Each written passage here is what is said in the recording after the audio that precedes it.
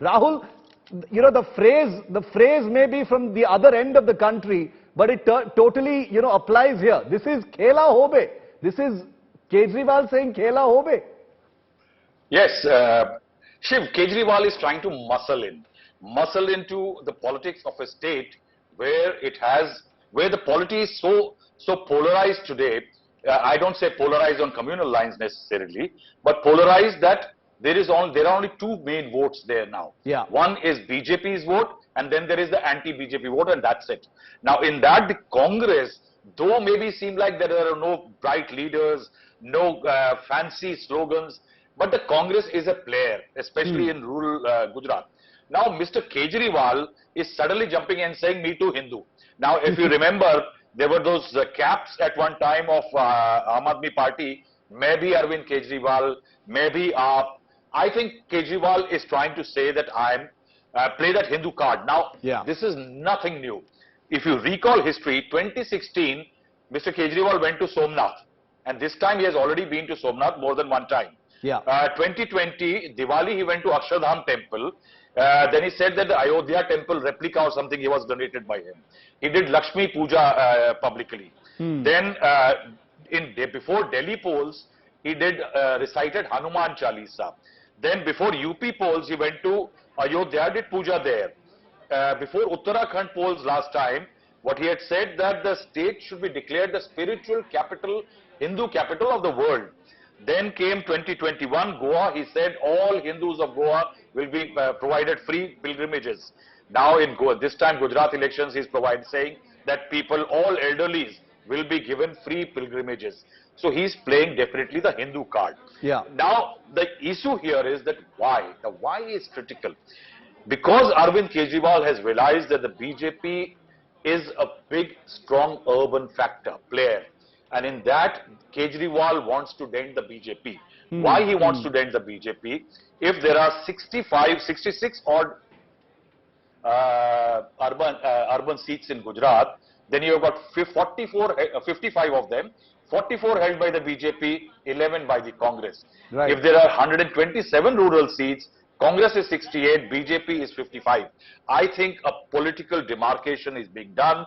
Kejriwal is playing the Hindutva card. He knows that the minority voter will never go to the BJP. It will either go to the Congress or Arvind Kejriwal. That's one vote everybody is taking for granted. If you realize in 2019, December onwards, in 2020 elections in Delhi, he never visited Shaheen Bagh. Because he knew that the minority vote has little option but to come to Arvind Kejriwal and the Aam Aadmi Party, and that is why the Hindutva vote race is on, and the race is largely for the urban voter in Gujarat.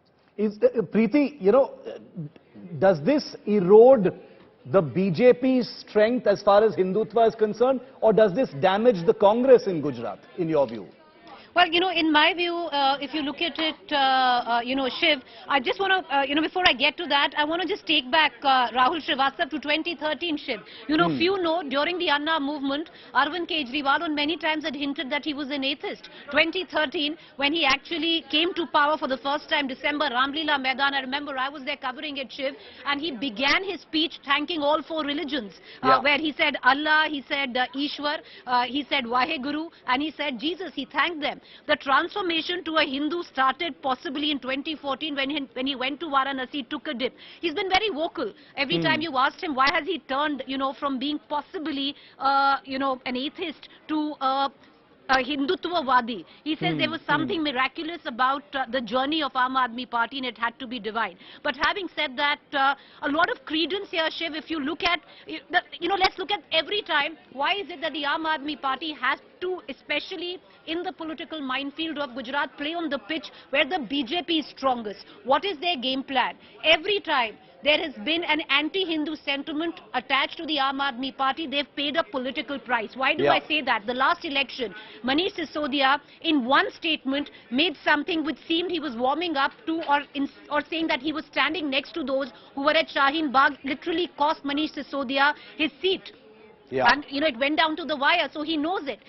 Even at the time, I still remember when Prashant Kishore was managing the campaign of the Aam Aadmi Party in 2019, in the Delhi elections, I beg your pardon. At that point of time, he wanted Arvind Kejriwal to go to JNU. Arvind Kejriwal had said those liberals who are tweeting on Twitter Yeah, are not I the remember ones that. who are going to actually vote for him. So, Yeah. he understands that. A recent example I'll give you. During Punjab Shiv, Khalistan, when, the entire Khalistani angle was raked up once again by Kumar Vishwas, it put the Aam Aadmi Party in a very precarious situation. Yes, it did. Yeah. This time around, in Gujarat, what has happened? Let's look at Mr. Gautam, who's paid the price, one of his cabinet ministers, by standing in a sabha of conversion to Buddhism. Now, he's no longer a minister, he stepped down. But right at the back of it, what were the posters that came up across Gujarat, which was Arvind Kejriwal wearing a skull cap?